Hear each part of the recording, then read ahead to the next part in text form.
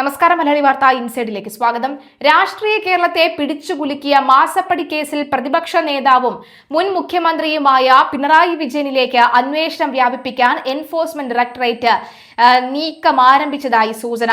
സാമ്പത്തിക ഇടപാടുകളുമായി ബന്ധപ്പെട്ട മകൾ വീണ വിജയനെ ചോദ്യം ചെയ്തപ്പോൾ ലഭിച്ച നിർണായക മൊഴികളാണ് ഇപ്പോൾ മുൻ മുഖ്യമന്ത്രിക്കും കുടുംബത്തിനും വലിയ പ്രതിസന്ധിയാകുന്നത്.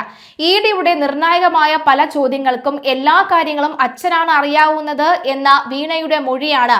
ആ ഒരൊറ്റ മൊഴിയാണ് പിണറായി വിജയനെ നേരിട്ട് ചോദ്യം ചെയ്യുന്നതിലേക്ക് എൻഫോഴ്സ്മെന്റ് എത്തിച്ചിരിക്കുന്നത്. CMRL ഉടമ കർത്ത നൽകിയ മൊഴികൾക്ക് പിന്നാലെ മകൾ വീണ വിജയന്റെ പ്രസ്താവനകൾ കൂടി പുറത്തു വന്നതോടുകൂടി അന്വേഷണം പുതിയ തലത്തിലേക്ക് കടക്കുകയാണ്. സാമ്പത്തിക ഇടപാടുകളുടെ സൂത്രധാരനിലേക്ക് വിരൽ ചൂണ്ടുന്ന തരത്തിലാണ് ഇവരുടെ വെളിപ്പെടുത്തലുകളെന്നാണ് ED കേന്ദ്രങ്ങളുടെ വിലയിരുത്തൽ. ഇതോടെ കേസിൽ മുൻ മുഖ്യമന്ത്രിയെ നേരിട്ട് വിളിപ്പിച്ചും ചോദ്യം ചെയ്യാനുള്ള നിയമപരമായ കാരണങ്ങൾ EDക്ക് ശക്തമായിരിക്കുകയാണ്. കേസിന്റെ പ്രാരംഭഘട്ടം മുതൽ കമ്പനിയുടെ സേവന കരാറുകളെക്കുറിച്ചും പ്രതിമാസ തുക കൈപ്പറ്റിയതിനെ കുറിച്ചുമുള്ള ചോദ്യങ്ങൾക്ക് കൃത്യമായ മറുപടി നൽകാൻ വീണയ്ക്ക് സാധിച്ചിരുന്നില്ല.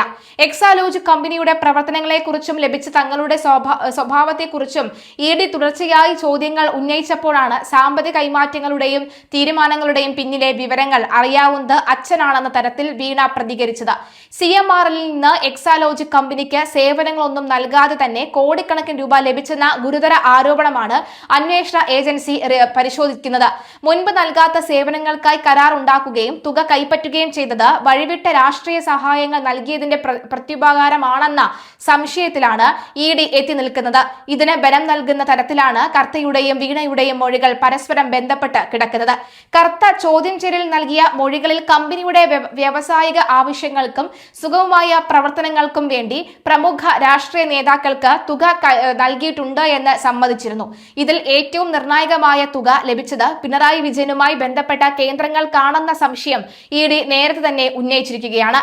കർത്തയുടെ മൊഴിയും വീണയുടെ മറുപടികളും കൂടി വായിക്കുമ്പോൾ അദ്ദേഹത്തിന്റെ നേരിട്ടുള്ള ഇടപെടലുകൾ ഉണ്ടായിട്ടുണ്ടോ എന്ന കാര്യത്തിലാണ് വ്യക്തത വരേണ്ടത്.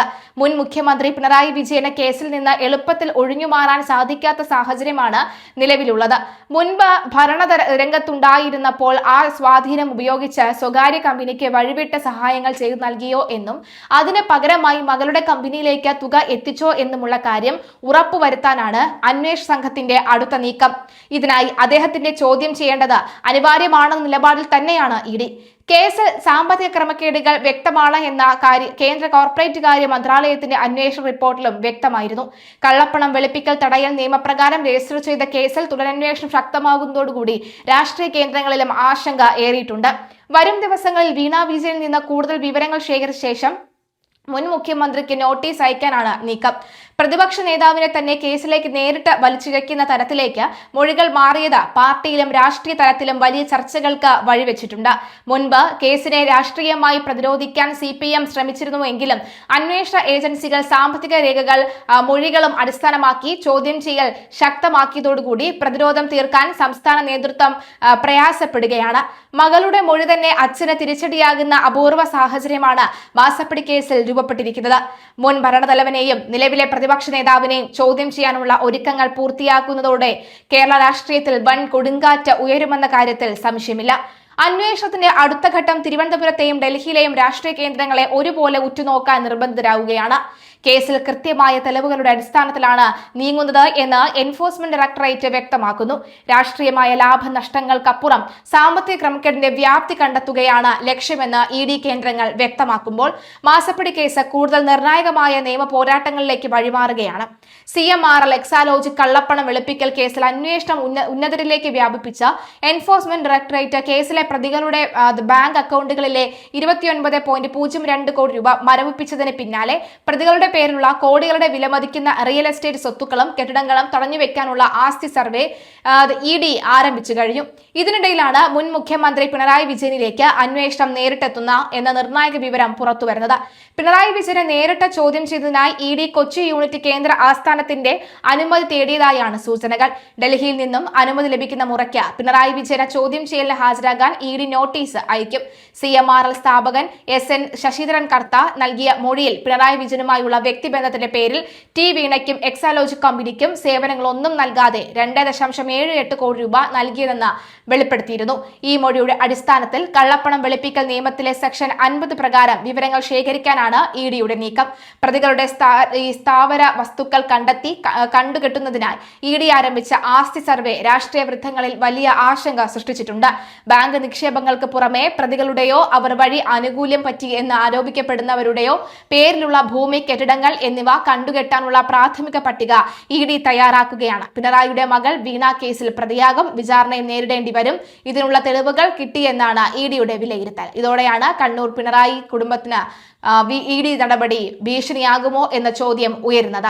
കള്ളപ്പണം വെളുപ്പിക്കൽ നിരോധന നിയമത്തിലെ സെക്ഷൻ 5 പ്രകാരം കുറ്റകൃത്യത്തിലൂടെ നേടിയെടുത്ത പണം ഉപയോഗിച്ചാണ് ഒരു സ്വത്ത് വാങ്ങിയതെന്നോ അല്ലെങ്കിൽ അത്തരം പണം വഴി ആർജിച്ച ആസ്തിയാണോ എന്നോ ഇഡി തെളിയിച്ചാൽ ആ സ്വത്ത് താൽക്കാലികമായി കണ്ടുകെട്ടൽ ഏജൻസിക്ക് അധികാരമുണ്ട്. കേസിലെ പ്രധാന പ്രതിയായ ടി വീണയ്ക്ക് പിണറായിയിലെ കുടുംബ വീട്ടിലോ അതല്ലെങ്കിൽ ആ ഭൂമിയിലോ ഭാഗപത്ര പ്രകാരമോ അല്ലാതെയോ നിയമപരമായ അവകാശമോ പങ്കാളിത്തമോ ഉണ്ടെന്ന് കണ്ടെത്തിയാൽ ഇഡിയുടെ ആസ്തി സർവേയിൽ ആ വസ്തുവും ഉൾപ്പെടാൻ സാധ്യതയുണ്ടെന്നാണ് നിയമവിദഗ്ധർ ചൂണ്ടിക്കാണിക്കുന്നത്.